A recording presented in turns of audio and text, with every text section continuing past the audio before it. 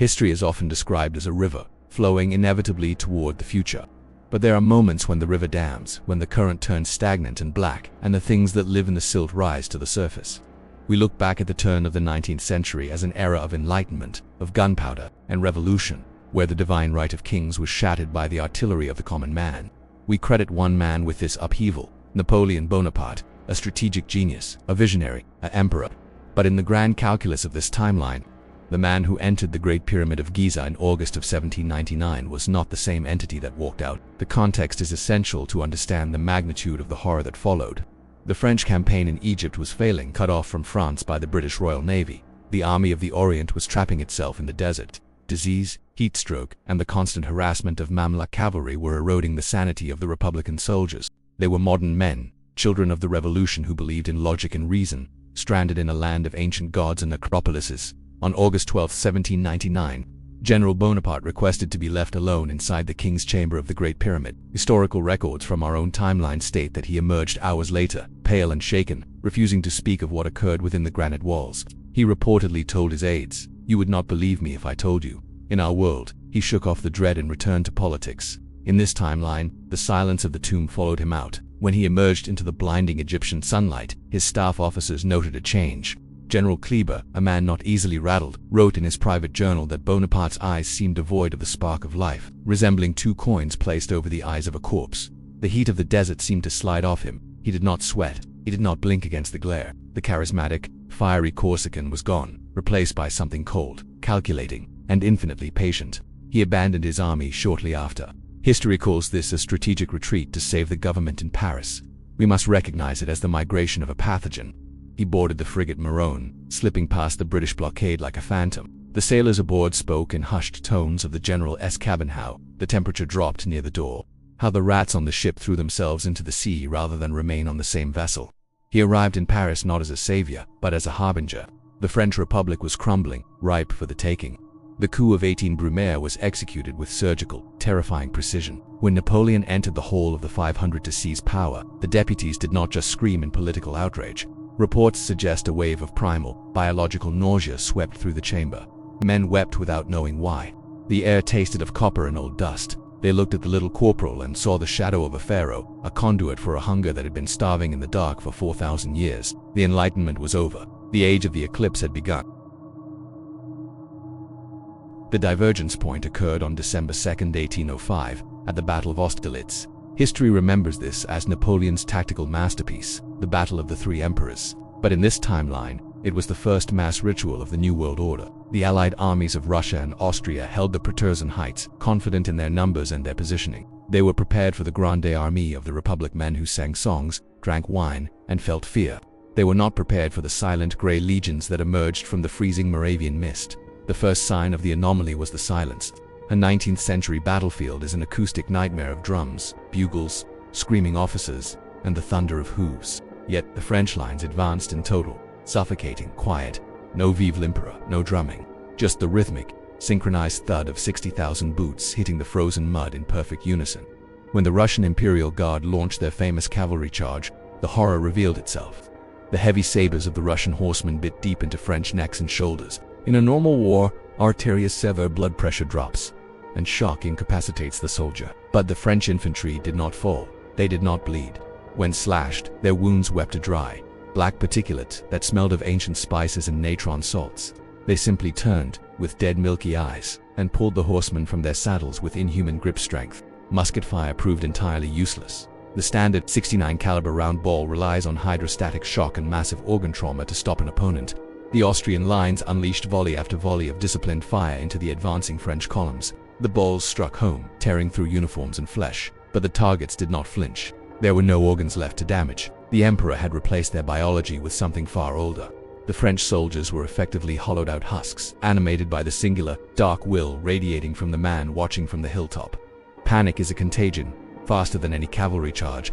It started with the Austrian center. Men watched their comrades impale a French grenadier with a bayonet, only for the grenadier to slide his body down the blade to get closer, snapping the Austrian's neck with a wet crunch. The rationality of warfare collapsed. This was not a battle, it was a harvest. The Tsar's army didn't retreat, it disintegrated into a primal stampede. Thousands fled onto the frozen Sachin ponds. In our history, Napoleon fired cannons to break the ice and drown them. In this version, the ice didn't break, it turned black and swallowed them whole, the water below boiling with a sudden, impossible heat. The sun of Austerlitz rose, but it shone with a sickly jaundice yellow light, illuminating a field where the dead did not stay dead. The map of Europe was redrawn, not with ink, but with necrosis. Following Austerlitz, the concept of a campaign season vanished. Armies of the 19th century were bound by the limitations of biology. They required forage, rest, and shoes.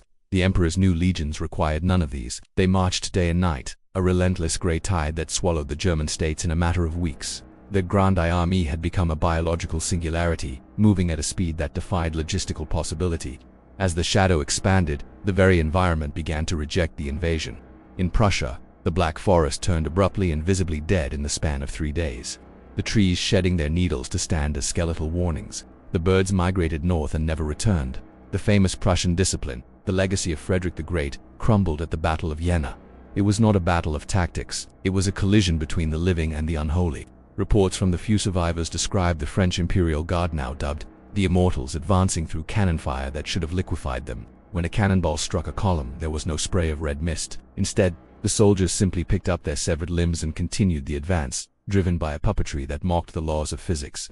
The siege of Vienna in 1809 marked the end of hope for the Central Powers. The Austrians had fortified the city, stockpiling food and ammunition, prepared for a months-long war of attrition. But the emperor did not lay siege in the traditional sense. He did not bombard the walls. He simply had his army stand outside the gates, perfectly still, staring at the ramparts. For 7 days and 7 nights, the French army stood motionless. Inside the city, a psychic pestilence took hold. The water in the wells turned to dust. The bread in the storehouses molded within hours, sprouting fungal growths that resembled human fingers. Suicide rates inside Vienna skyrocketed. The city defenders claimed they could hear the emperor whispering in their minds. A dry, rasping voice promising eternal order in exchange for submission. On the 8th day, the gates were not breached by battering rams. They were opened from the inside by Austrian soldiers who had gouged out their own eyes to stop seeing the nightmare, yet were compelled by an unseen command to welcome their new masters. When the French entered, there was no looting, no drunken revelry. They simply walked into the homes of the Viennese, extinguishing the hearth fires, plunging the capital of the Habsburgs into a cold, permanent darkness. The Code Napoleon was instituted immediately, but it was no longer a civil code of law. It was a ritualistic script outlining the new hierarchy of the dead over the living.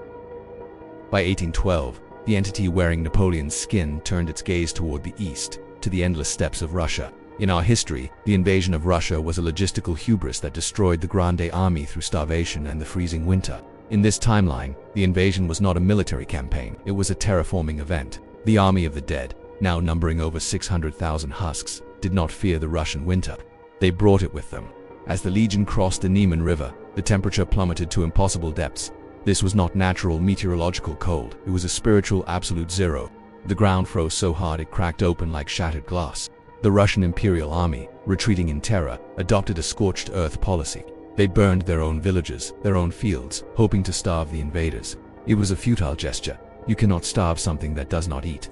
The fires set by the retreating Russians flickered and died as the French approached, suffocated by the vacuum of life that surrounded the emperor. The last stand of humanity took place at the gates of Moscow. Tsar Alexander I had mobilized not just soldiers, but the Orthodox Church. Tens of thousands of priests, monks, and terrified civilians stood on the walls, holding gold icons, swinging censers of incense, chanting prayers to ward off the Antichrist. They believed that faith would serve as a shield where steel had failed. They were wrong. When the French vanguard came into view, the sky over Moscow turned a bruised necrotic purple. The icons held by the priests began to tarnish instantly, the gold flaking away to reveal rotting wood beneath. The eyes of the painted saints wept black oil. The panic that ensued was absolute. The city of 40 times 40 churches did not fall to cannon fire. It fell to despair. The Battle of Moscow was a massacre of the soul. The French soldiers scaled the Kremlin walls like insects, swarming over the defenders, tearing them apart in absolute silence. The defining moment of the extinction occurred on September 14th. The Russians, in a final act of defiance, detonated the magazines and set the city ablaze, preferring to leave the emperor a pile of ash. But as the flames roared to life, Napoleon rode through the holy gate of the Savior. He raised a gloved hand, and the fire obeyed. The orange flames twisted, turned a sickly chemical green, and then solidified into crystal. The burning city was frozen in time, a jagged monument of trapped light and heat.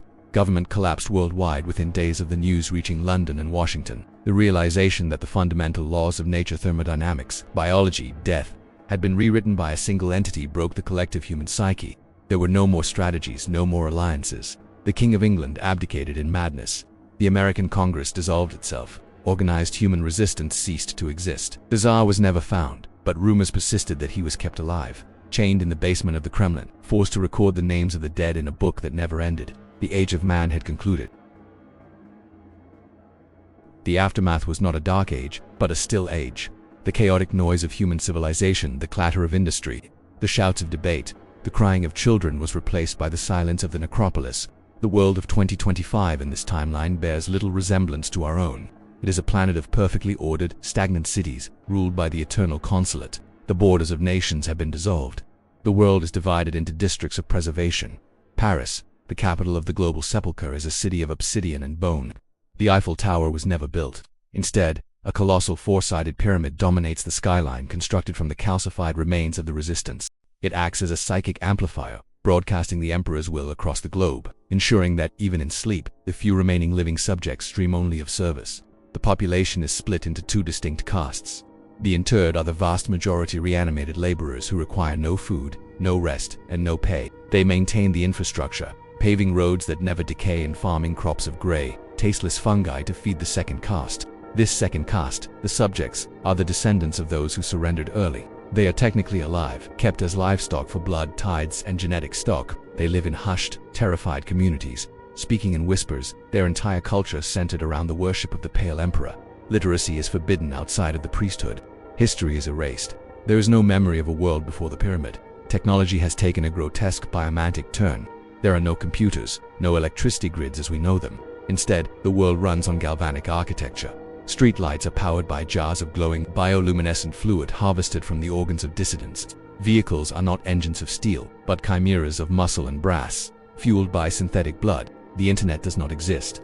Communication is achieved through the Whisper Network, a guild of surgically altered telepaths who can transmit the Emperor's decrees instantly across oceans. North America is a vast quarantine zone, a wasteland known as the Hollow Continent. It was deemed too wild, too rebellious to be integrated, and was thus subjected to the Great Withering in 1820. It is a continent-sized graveyard, prowled by feral abominations that were once bison and men. Only the bravest scavengers from the European districts dare to venture there, seeking artifacts of the old world, rusty muskets, tattered flags, shreds of a constitution that promised liberty. And in the center of it all, deep within the heart of the Great Pyramid of Paris, sits the Emperor.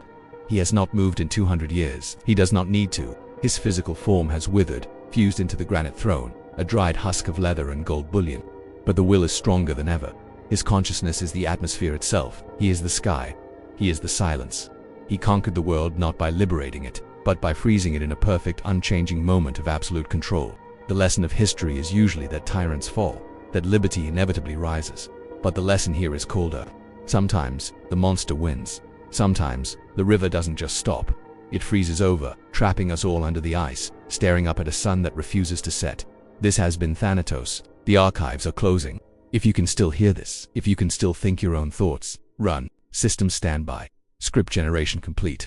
Awaiting final confirmation.